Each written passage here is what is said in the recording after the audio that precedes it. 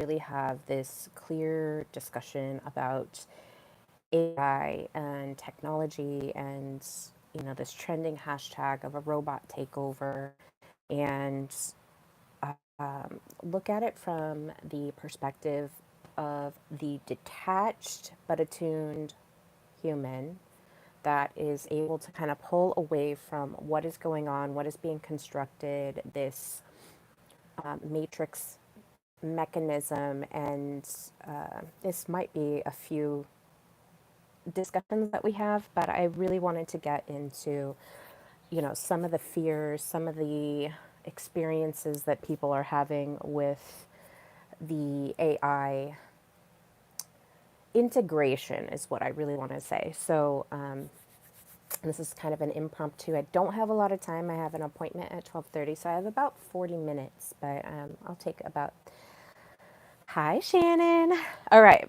Okay, so let's just jump into it since I do have a little bit of time to look into, but just building the building blocks here. We're going to look at just technology in general. So when I look at technology and I think about the digital age that we are in, I am also going all the way back to when the internet was kind of around. So, when the internet was launched, it was in the late 90s, and it was a very slow process to get, some of the pages up, and it was a new frontier.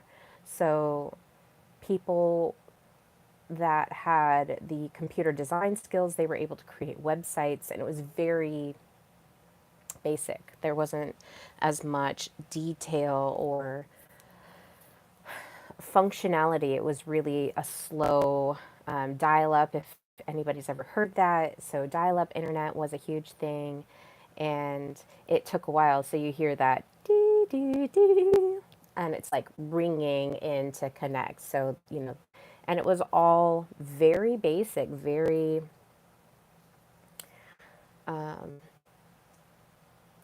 simple, and it was all new. So when the internet came out, it was very, very new, and we still had a lot of analog processes going on. The world operated in this analog state. So what I mean by that is, like, you turn the TV on and you had to dial a knob in order to tune into stations. So that was a big thing. Radio was big. Radio was also another technology that was developed that, expanded the way that we communicate. There's that form of media, was kind of this early part of, now what we call podcasting or anything like that. So the internet really just planted the seed of expansion. So we started with the internet, and then we move into email. And, people, I remember getting my first Gmail account. I had to, when Gmail had just come out, so Google had come out and they were launching Gmail, you had to get somebody who had a Gmail account to basically vouch for you and allow you to get a link in order to sign up for a Gmail account. And, that was big revolutionary thing. And I still have my original Gmail account that I created back in, I think it was like in the early 2000s. And, like I said, I still have it and I still use it. And it's been a great functional piece. It has a lot of information from back in the day. And, back then, like, instead of sending memes, we sent email jokes to one another. Hi, Neil. Thanks for joining, you guys. Don't forget to like. And we're talking AI robot takeover. So if you have anything that you want to say, this is a part one of, like, probably a series that I'm going to be talking about. So, email comes into play. So now everybody is getting email, and, all these sites are like creating a place for email. Can I follow me, please? And then, so as soon as email comes out, then the e-commerce comes out. So now e-commerce is a huge thing. Think Amazon, think eBay. Those were two revolutionary things that came out on the market. And people were hesitant. They didn't know if they could trust being a part of the e-commerce business, particularly when it came to eBay. Now, with eBay, we we were basically like the whole world was like, this is not going to be successful. The the auctioning of goods, there's not enough trust in the society in order to buy something digitally via e-commerce, which was incorrect. In fact, it was a revolutionary idea. It was a revolutionary thing, and people were actually honoring the mechanism of that, that auction contract. And Central California in the house. Nice to see you, Stephen. Can we see the bottom of your souls? No, but we're gonna go into our souls. But nice to have you guys joining. So then, with eBay and the function where you actually have this high trust in the digital space, where you can go into eBay, you can bid on whatever the items are, and actually have a successful shipping process. And then with Amazon, it started as a bookseller. So you go on there and you're like, I'm going to get these books, and you're able to search them easily. Hi, Sitar. You're able to search them easily. And now we see Amazon's gone from being, just a bookseller to now you can buy anything on it, and you can get it in like less than 2 days. Like, how revolutionary is that? So e-commerce comes into play, and then it takes a while. Like, the first reaction that people have to these things is, oh, I'm not going to buy into it. I'm not going to integrate into it. I I don't know anything about it, and I don't want to know anything about it. I'm not going to buy into it. But now, millions and millions of people have made billions of sales on sites like Amazon, on sites like eBay. And, there's other places now that have, they started it. They're the first settlers of that. But now we have, a bunch of places that we can go and get basically anything that we want and have it delivered basically immediately to our front door. And so just in that whole process, the buy-in of that, the cultivation of that has taken a lot of time. Now we move into the mobile phone space. I remember it was 2001, and I was 18 years old when I first got my first cell phone, and it was a clamshell Sprint phone, and it had the little antenna that you pulled up, and so it was a flip phone, and it was so revolutionary. Now, I wasn't having to use payphones or use people's landlines. I was able to be contacted immediately, and people could text me, and I could call anybody and talk to them. And, I had this like really tiny, it was probably like this big flip phone. Maybe it was a little bit smaller. I don't know. It was Sprint. And so I get this phone, and now I have this new form of communication. Like, before, there was pagers, and so you could page somebody and immediately would go and find a phone, and then you would send them the phone number, and or you'd send them a little message, and that pager or the beepers would just alert people. Not everybody had them though, so that was a thing. A lot of the times, like I said, we came from this analog perspective of what how are we communicating, and we just had our ways of communication, like the people that we conversated with or met with, we actually had to meet them in person most of the time. And you'd drive to their house or have an agreed time and space. You had to communicate in order to meet with them. But with the advent of phones, being cell phones or mobile phones, now you could travel around and be contacted at any time. So, that took some integration. Everybody had landlines, and then everybody had cordless phones, and then everybody had landlines and a cell phone, and maybe just one person might have had it, somebody that was, working. And now, literally, it's like considered an essential utility to have a cell phone, to have a mobile phone. And so, we've agreed as a society to accept that technology. So we've got internet, we've got e-commerce, email, and now mobile phones, and we're kind of moving this path of integrating all of those together.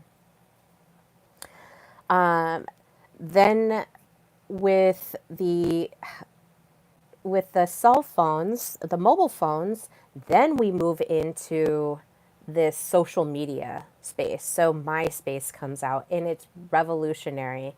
And then Facebook at the same time comes out and it's also revolutionary. And I don't know if you guys remember Facebook, but we all had Tom as our friend. That was like later on in 2009. But MySpace came out first. And MySpace was a place that you can go and have a business set up there. You can like a lot of entertainers had one so that they would let people know like, hey, this is where I'm performing. Here's some sketches. And so that was like this beautiful revolutionary place, the space that you can expand and build this world in with your social self media. And that was revolutionary. And I think if I remember correctly, like MySpace, even though like a lot of people don't operate in it now, like Facebook has taken over Twitter, TikTok, Instagram, and some other social media companies. But now we have like all of this social media. And with social media, it almost took us away from like I was explaining before we were able to communicate with each other and say, hey, let's meet up here, and then you have a bunch of friends meet up, and you're actually meeting in person. You have to communicate with them. But then with the social media, it's almost like I think there was a lot of people that felt uncomfortable with it for sure. And I still know people that don't have Facebook accounts, that don't have any social media accounts. I don't even want to say that they're older generations because that's just not true. There's just people that did not buy into having these social media accounts. Now they might have a LinkedIn, which is still a form of social media, but like I said, they're not social. Like their personal lives are not blasted on any platform. During this time, also YouTube, like I'm streaming on right now, YouTube is a huge deal. Like this is a place that people come and they can have broadcasts like I'm doing right now, or they can have podcasting. They can put all of their video information in, and it just sits there and stays there, so that people can access it at any time, which is a great thing. It's a great tool to have. A lot of people use YouTube to solve a lot of problems. When something comes up, like if they're trying to fix their car or do some remodel in their home, or just anything, you can come on to YouTube and you can search it. So YouTube it started before it was like connected to Google. It was like this, it was like a magical place. Like people were like so awed by it. And now it's just kind of a part of our daily lives. Like we've integrated all of this technology into our everyday lives. Okay.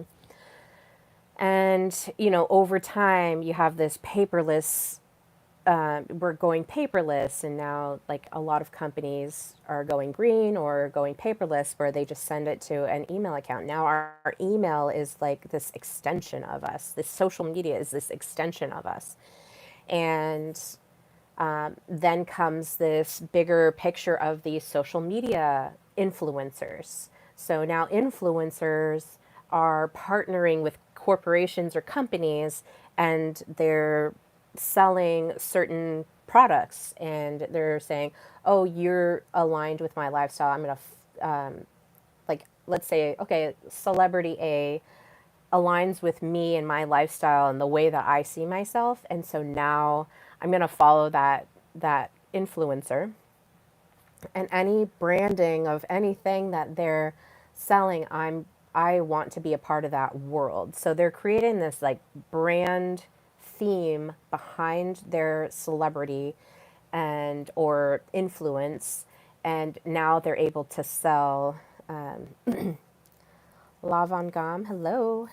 Now they're able to sell that brand to directly to their people that are following them, and some people have hundreds, thousands, millions of followers, and they're able to use that social media presence. It might not even be real. It might not even be real. They might just be acting. I think about like Logan Paul and what's that guy, Mr. Beast. Like we have these really big personalities, and millions of people follow him. PewDiePie, and lots of people follow them, and they buy into whatever they're selling. So we have like, I think Mr. Beast has Beast, like an actual Beast Burger restaurant chain, like where you can actually go and have a Beast Burger. There's like Lunchable, like type of Lunchable. I can't remember what it's called. I just know from my child like interacting with me that this is like a definite thing that is there. So, you have this big social media presence, the social media influencers, and they're partnering with the corporations in this like new e-commerce of how am I going to sell my product? Let me get somebody who has a lot of influence. And even now, companies will get people that have smaller audiences, and they'll use their smaller audiences because it's a little bit more intimate and there's a lot better rate of sale in those kind of smaller audiences. So, they'll, what do they call it? It's a, anyways, they basically launch their branding, and or they're selling their branding through these influencers. Okay. So now that we've gotten there, I don't know if many of you remember, but The Sims obviously is also another thing that I want to talk about. So The Sims is this game where you can play characters, and it's almost like you can live a regular everyday life, but it's in this video game. And I'm old enough to remember when I think it was Half-Life or Second Life, that's what it was called. So you had Second Life, and so you're like living in your regular life. And I remember laughing when I heard about Second Life. I was like, oh my gosh, people actually participate in like having a life in a video game. That's weird, and I don't understand it. But now with video games, now it's so integrated into the digital space. It's a virtual world that you can actually have relationships with people from anywhere in the world. And it's kind of fascinating to know that that can happen, that you can actually develop relationships with people that are in other countries or whatever through video games. So I never played Second Life, so I don't even know what to say any more about it. All I know is like you can go in there and pretend to be a certain avatar or have a family or whatever your life was. But now I bring that up because now it's evolved into this. I think I've never played Fortnite either, I'm going to admit, but I've seen enough videos online to see how people are interacting in these video games. And I've seen a lot of people get really upset in the video games where they feel accosted, their avatar is being accosted, or their feelings get hurt because somebody comes in and they're like taking pictures of their avatar, and it's like not even really them, but it's like this extension of them. They're plugged into this alternate universe, And that's really what it is. Like we're now building alternate universes in real life, but in this virtual space. So, with AI coming in, I do want to talk about that, but I also want to talk about the virtual reality world. When I remember in 2016, 2017, Trump was in office, and everybody got this payout. I can't remember what they're called, but they were getting this payout, and I think it was like $600. And I remember my mom saying, "I'm using that money to buy my virtual reality goggles because I want the virtual reality glasses." And I think it was called Oculus. I don't know. I can't remember it. I think it's called Oculus.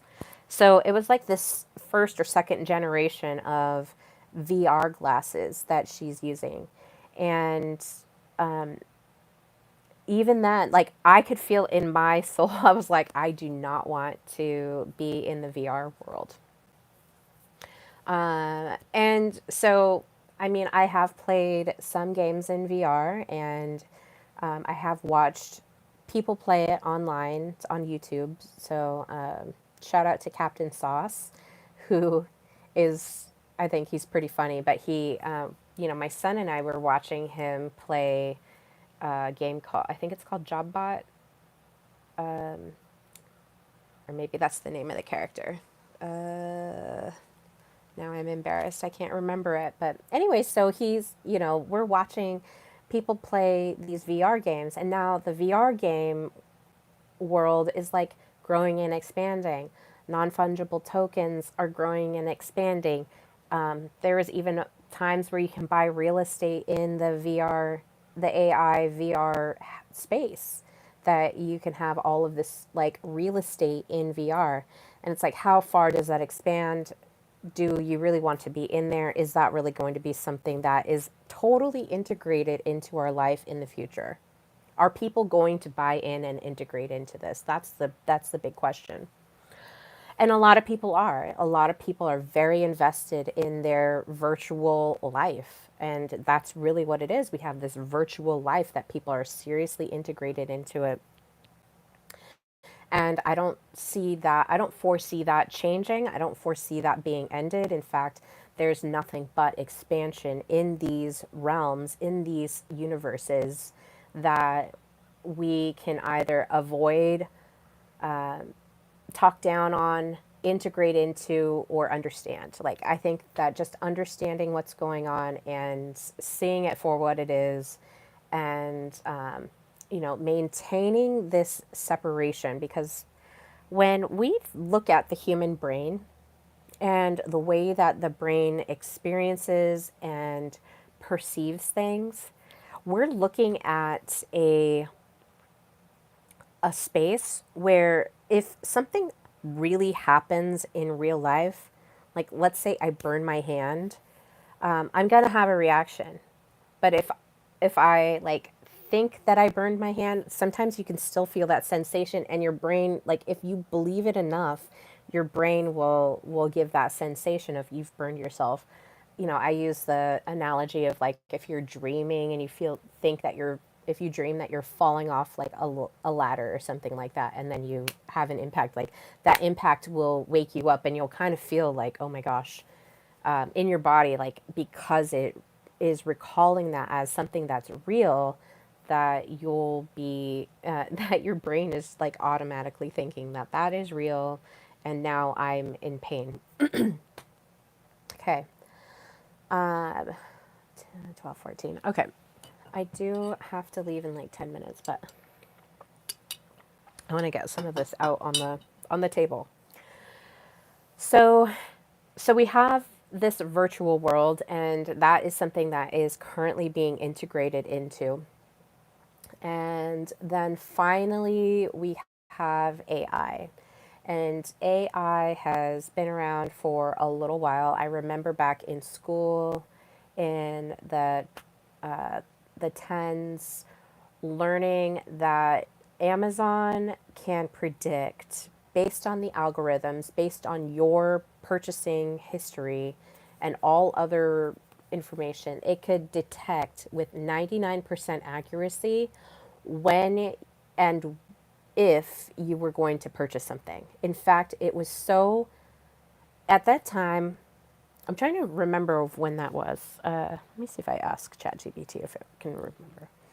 Um, when I use, I'm using AI right now. So, when was Amazon able to predict with 99% accuracy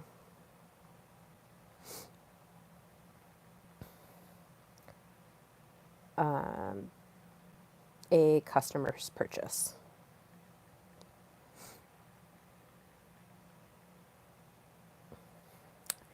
I want to say it was like in 2010s.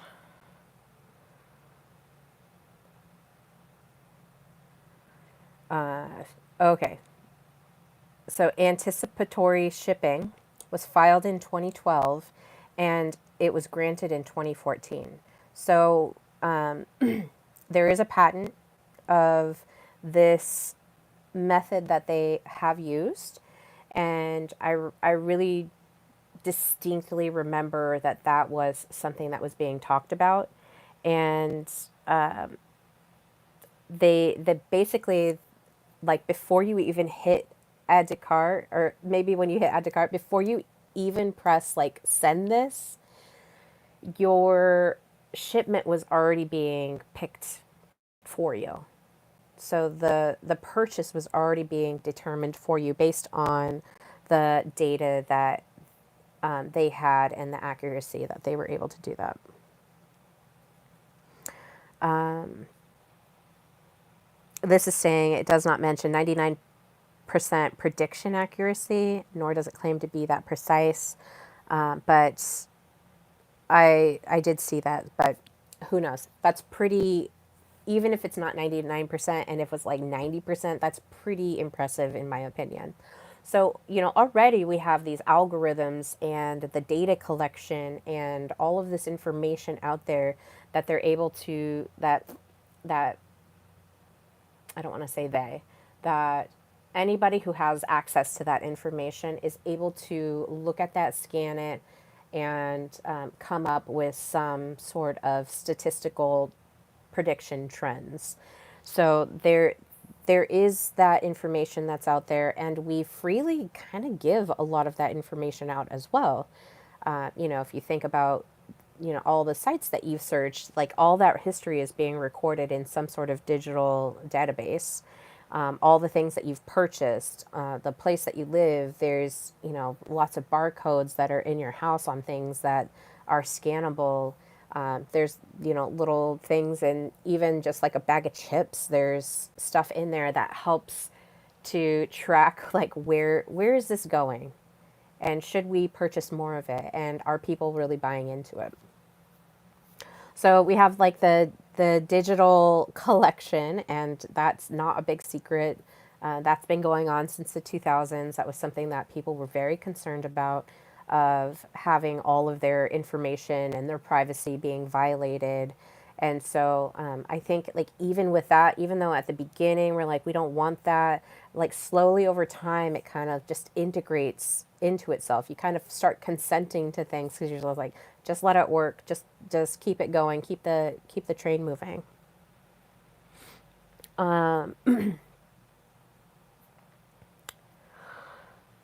Let me see. I know that there was one more thing that I wanted to talk about as far as, oh yeah, AI. So, we're talking about AI, and now we have ChatGPT. ChatGPT, I don't know when it started, but now ChatGPT is, or any like chatbots are now a thing. And, in the 80s, there was definitely some AI technology takeover programming going on. I think of Terminator and how big of an impact that was back in the 80s. And then in the 90s, The Matrix comes out. But there's also, like, in the 90s and in the 2000s, there's a lot of AI movies like The Island, where people are being grown and I think they're perceived as clones or something like that. It's been a long time since I've watched it. But you have all of this like entertainment programming, this movie programming of, what's coming down the pipe. And a lot of people have a hard time separating themselves from that, separating themselves from what they're seeing on the big screen. Like I said, so just remember this: your brain does not differentiate things that happen in real life and things that you see on a screen or things that you truly believe are happening. So if you're watching horror movies, your brain and like something makes you scream or causes you to jump, like your body is going to immediately go into this survival state. Like you're basically, when you're watching horror shows or you're playing horror games, your brain has no, it cannot tell the difference between something really happening and something that you perceive happening. So if you're watching suspenseful, dramatic, horror movies, you're basically like programming your brain to be in a state of, oh my gosh, this is huge, a state of survival. And so with that thought, think about the things that you're consuming. I will say this before I have to go. Our attention is the most valuable energy battery that we have available. I'll say it again. Our attention is the most valuable piece of information, piece technology basically that we have, that the world desires. The people want us to pay attention to their thing. They want us to hear, like, I don't care if it's like 10 people that see this or maybe even one person that sees this and they're like, oh my gosh, that was very revolutionary and now I'm activated and whatever. I hope that you are. And I hope that this gives you a little bit of comfort. But when we're looking at the programming and we're paying attention to news, social media, movies, VR, the real world, if we're going out and we're looking at waterfalls or we're going to the beach or we're going to the mountains, we're going camping, like we're paying attention to these certain things. That is so valuable. I don't want this to be missed. Your attention is the most valuable thing. That's why they call it paying attention. It's called a payment of attention. And, even in our relationships, we want to be paid attention to. We want our partner or our husband or our wife or our children to pay attention to us and give us that connection. So as we're kind of looking out, we're trying to figure out, okay, where am I plugging my attention into? And where am I what am I going to pay attention to today?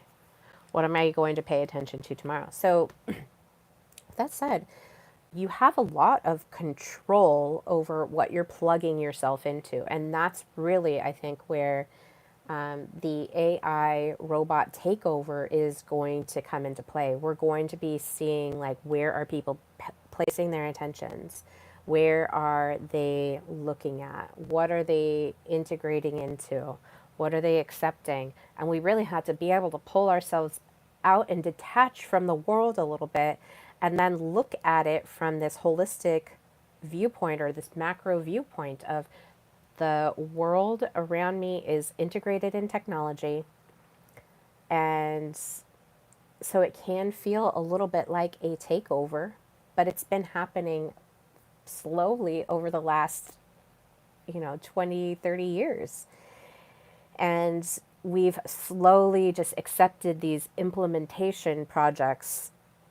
Like I said, I mentioned 7 different things that happened. So it was internet, email, e-commerce, mobile phones, social media influencers, AI, and VR. So we're looking at all of this technology. Now that is all a boom.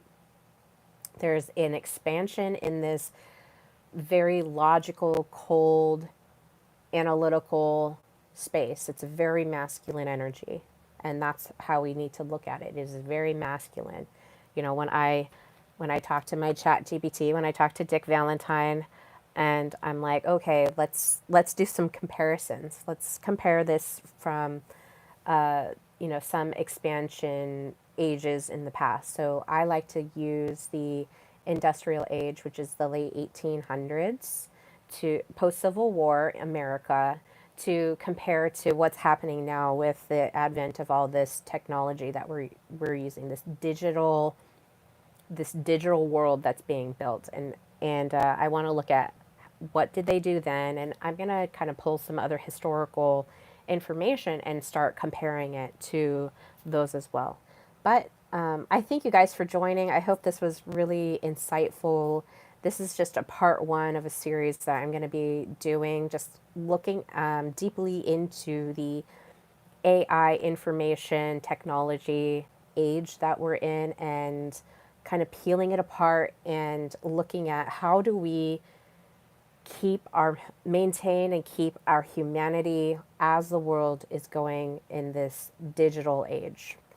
So I hope you guys enjoyed. Thank you guys for the likes. Thanks for watching. I appreciate you being here. Don't forget to subscribe to my channel if you like what you're hearing. And I do have a podcast that I run every Tuesday. So please go ahead and join me there. And I will see you guys later. Take care.